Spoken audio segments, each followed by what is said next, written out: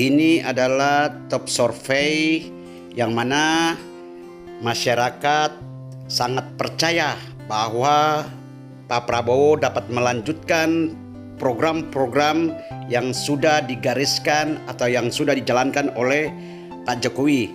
Jadi kepercayaan masyarakat kepada Pak Prabowo adalah 35,8%. Kemudian ini adalah survei terbaru dari Lembaga Survei Indonesia DENI, yang mana Pak Prabowo unggul di antara lawan-lawan politiknya, yaitu 33,9 Pak Prabowo, 31,9 Pak Ganjar, dan 20,8 Pak Anies Baswedan. Pak Prabowo semakin di depan, teman-teman. Oke, lanjut. Kita lihat grafik dari bulan Januari 2023. Pak Prabowo dari 18,1% naik menjadi 24,5%, teman-teman. Jadi Pak Prabowo seperti Yamaha semakin di depan, teman-teman. Lanjut, ini juga adalah survei Populi Center yang mana Pak Prabowo unggul telak atas lawan-lawannya seperti Pak Ganjar dan Pak Anies Baswedan. Nanti kubu sebelah bilang rekayasa lagi. Ya udah, terserah saja gitu ya, teman-teman. Lanjut, ini adalah 5 provinsi yang mana Pak Prabowo unggul di 3 provinsi. Di antaranya adalah Sumatera Utara. Mantap kan, teman-teman? Perbedaannya cukup jauh, teman-teman.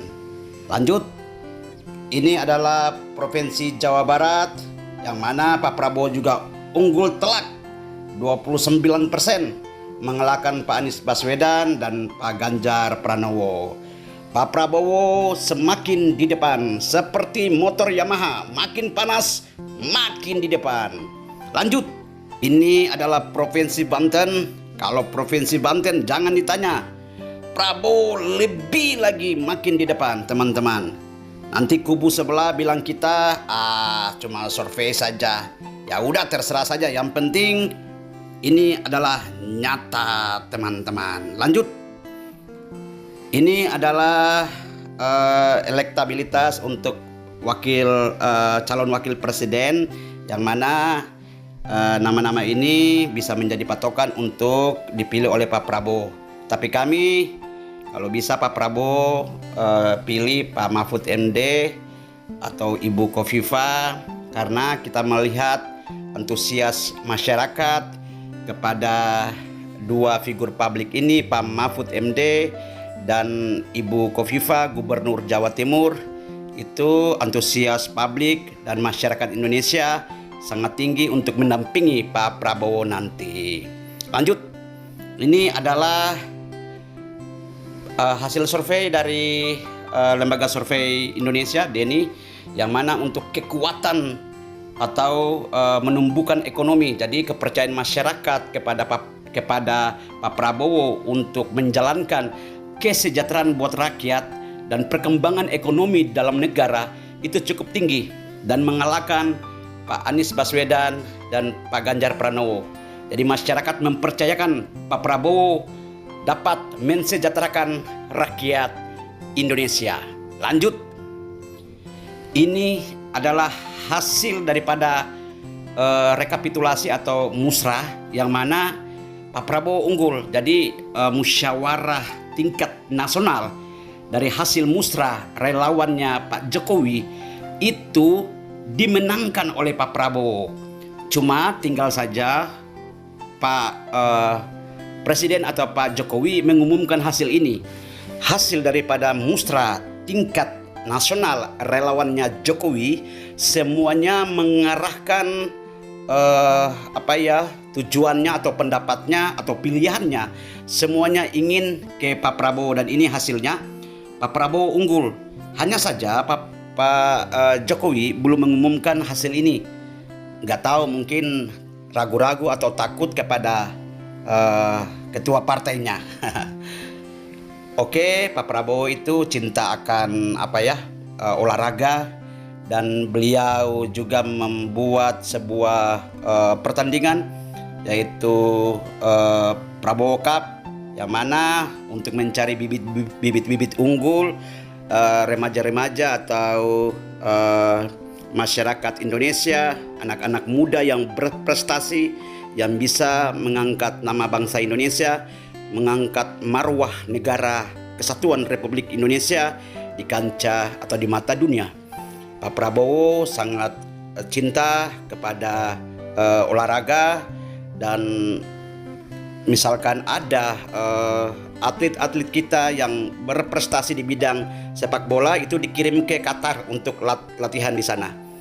Oke teman-teman, Pak Prabowo cukup luar biasa cinta akan olahraga. Jangan kita pilih orang yang tidak suka olahraga, ya teman-teman ya.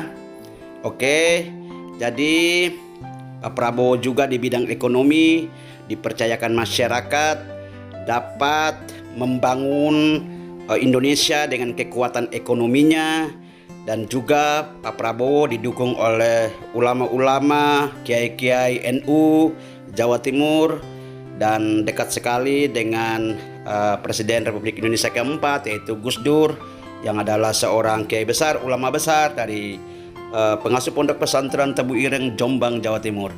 Pak Prabowo sangat mencintai dan tulus kepada rakyat Indonesia, di mana semua kegiatan, semua yang dia laksanakan tidak pernah dia mencari pencitraan di media, namun yang dilakukan oleh Pak Prabowo adalah ketulusan hati dan cinta akan rakyat Indonesia. Jadi orang yang paling tulus dan ikhlas kepada rakyat Indonesia dan kepada negara Kesatuan Republik Indonesia hanya seorang kesatria rakyat yang sejati, Prabowo Subianto. Seorang pemberani, seorang patriot bangsa, seorang kesatria bangsa, seorang yang dicintai oleh rakyat Indonesia dan tulus kepada rakyat Indonesia. Kita sebagai anak bangsa, kita sebagai warga negara Indonesia yang baik, sebagai warga negara Indonesia yang cinta akan kesejahteraan rakyat Indonesia, cinta akan kedamaian negara Kesatuan Republik Indonesia, marilah kita bersatu, bergandengan tangan. Kita menjatuhkan pilihan kita kepada seorang pemberani yang sejati, seorang kesatria yang sejati, yaitu Prabowo Subianto di tahun 2024 nanti. Prabowo Subianto juga membawa militer Indonesia menjadi nomor 1 di Asia Tenggara. Kekuatan militer Indonesia sudah tidak diragukan lagi, semuanya karena kerja keras Prabowo Subianto dalam memajukan pertahanan dan keamanan negara Kesatuan Republik Indonesia dengan memajukan militer Indonesia. Bravo Prabowo Subianto.